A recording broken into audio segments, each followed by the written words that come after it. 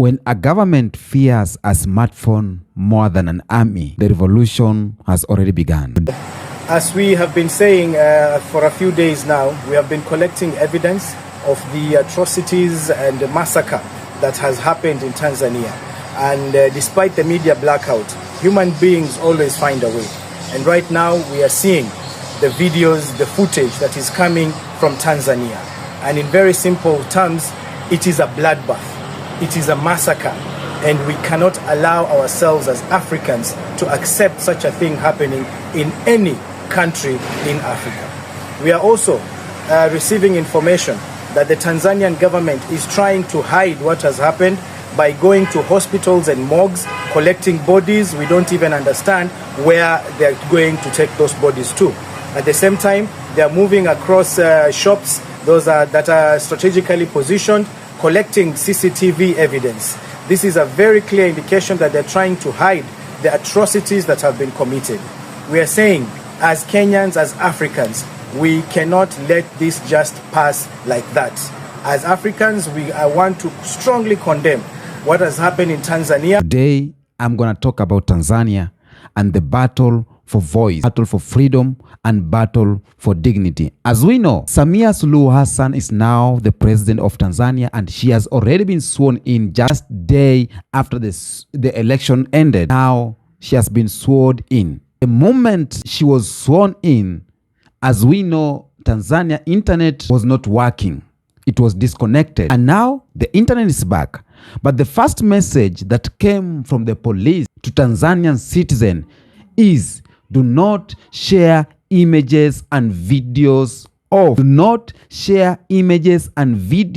of the protest, of what's going on in Tanzania, of what went down in Tanzania. And that's why I'm going to talk about how silence can be used as a weapon. And today we expose why a government will try to mute its own children. Why are they sending threatening message to the citizens of Tanzania? Let's watch these clips and then we continue.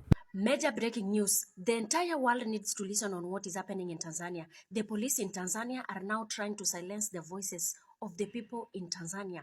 They are telling them to stop circulating the genocide videos across social media platforms. They are telling them if they will not stop, they will face a major repercussion. You all understand the protests that have been ongoing in Tanzania for the longest time.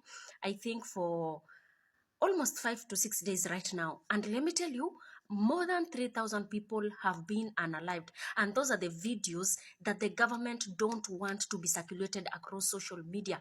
They want to hide the evidence on what has been ongoing in Tanzania during the protests. And let me tell you, I saw a global news saying that only 10 people have been unalived. It's a lie. More than that. And let me tell you, SADC, an organization where Tanzania is a member, they've gone ahead and denounced the elections of Tanzania. They've gone ahead and said those particular elections are not right. They were manipulated. There was rigging. So Tanzania being a member in SADC, in that organization, they don't agree with the result. If you know, you know. The world needs to know about this, and that's why I'm doing this in English, my Tanzanian brothers and sisters. The silencing has begun in Tanzania. Now, in a bid to stop Tanzanian citizens from sharing photos and videos, basically evidence of what is transpiring in Tanzania with the world, the Tanzania police force has now sent out a text to all citizens, warning them against sending such photos and videos and threatening them with legal action. Now, as we know, a government that trusts its people does not fear cameras. Because what are you hiding? A government that serves its people doesn't fear transparency because you are for the people. A government that respects its people does not criminalize truth. Now, when authorities tell citizens, don't record, don't share, don't speak, it is not about protecting peace, it's about protecting power. Now, there is a pattern here. Peaceful protests, youth demanding dignity, citizens sharing videos of reality, and suddenly, boom, threats, warnings, police statements, cyber intimidation, internet disruptions. Why? Why is this happening? Because silence is not the absence of noise. Silence is the presence of fear. They don't want silence because things are peaceful, but they want silence because the truth is dangerous. They knew what they did to the citizens of Tanzania, it's unspeakable. What they did to the youths of Tanzania, it is unspeakable. And this generation doesn't carry revolutions in rifles. This generations carry revolutions in phones. You saw what happened in Kenya. We shared videos and the world knew what was going on. Okay? And now there is a panic in Tanzania government. Incoming president Samia Suluhu Hassan, she is feeling threatened, and that's why they silence. Because the moment truth becomes digital, the lies that build political power begins to collapse. Now, the camera is no longer a device right now. The camera, it's a witness. The camera is a shield. The camera is a proof. What is there to hide if you know very well that you did some things good when the protest was going on? If you didn't unalive the people, what is there to hide? If you didn't unalived or shoot people, what is there to hide? The Tanzanian government knows very well they are hiding something, and the system fears proof more than protest. Now, let me speak this clearly. The African youth is not dangerous because of violence. African youth is dangerous because of awareness. Okay? You cannot colonize a conscious mind. You cannot silence a generation that knows its worth. You cannot intimidate a person who have tasted awakening. Tanzania has been silent for too long. Tanzanian citizens have been silent for too long. And these politicians believed all is well with them. They believed they can control everything. And now Tanzanians youths are awake. They are not begging. They are not whispering. They are loud. They are asserting themselves into history. Now the old system has never faced a generation like this. A generation that reads. A generation that connects. A generation that documents. And a generation that refuses fear. So what does the old system has done? It does not reform. The system does not reform. It doesn't humble itself. It doesn't listen, but it tries to shut everyone up. And that's why police has sent messages to the citizens to stop sharing videos, because they know they are disturbing videos. This is a silence of revolution. It is silencing awakening. And we know this script. As African or as Africa, we know this old playbook. We have seen it for decades. They call protesters criminals. They threaten the media. They arrest activists. They block the internet. They intimidate citizens. Is a playbook that this movie, Africa, have been here. And that strategy act on past generation, but this generation is not afraid. I wish I could have people in the panel so that we can talk about this, what is happening in Tanzania. Okay? Because you cannot scare a youth who has already suffered unemployment. You cannot threaten a youth who has suffered poverty, who has suffered corruption, manipulation, and broken promises. Fear stops working when life has already been hard. And that's why the government panics. That's why they are panicking, because young African or young Tanzanians are done being quiet, are done being obedient, and are done being spectators in their own country. We are not saying being obedient is bad. No. But if you are being obedient on a better country, it's good. But being obedient on a corrupt country, on a puppetry country, on a country that does not value, it is something else. Okay? So, the youth are not seeking violence. The youths of Tanzania are seeking voices. The youths of Tanzania are seeking justice.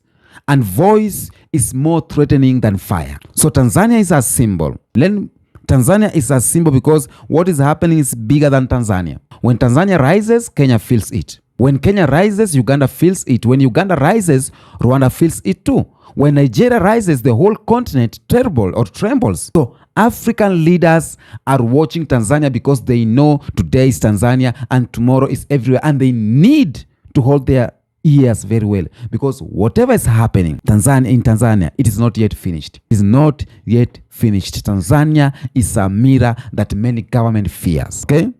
Let me say this. Youths are not the enemies. Youths are not the enemies. They are not the problems. Youth are the solutions of what they are afraid of. The voices is not violence. The questions are not crimes, because they are asking questions and questions and questions. And when they were on the street protesting, the government retaliated.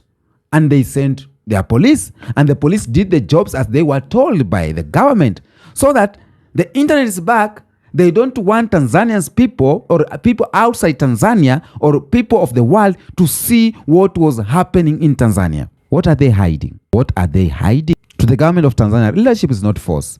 Leadership is listening. Power is not intimidation. Power is service, And fear does not build nations, but trust does build nation. Do not figure your youth or do not fight your youth, because if this fight you want to start fighting, it can't end well. And we don't want to ruin our country of Tanzania. It's a better country, obedient country that are being just silent and obeying all the rules. Do not mistake compliance for loyalty. True respect cannot be forced, but the future is watching you. So to the government of Tanzania, I will just urge, as a young man from East Africa, as a young man of Africa, choose wisely, okay? And to the African leaders, the era of silent population is over. The era of uninformed citizens is gone. Governance is not a throne, it is a contract. And the youths are now reading, and they know they are the one who are giving you that contract. So if you govern with fear, you will lose your people. If you govern with dialogue, you will gain a legacy. Choose wisely. The choice is yours.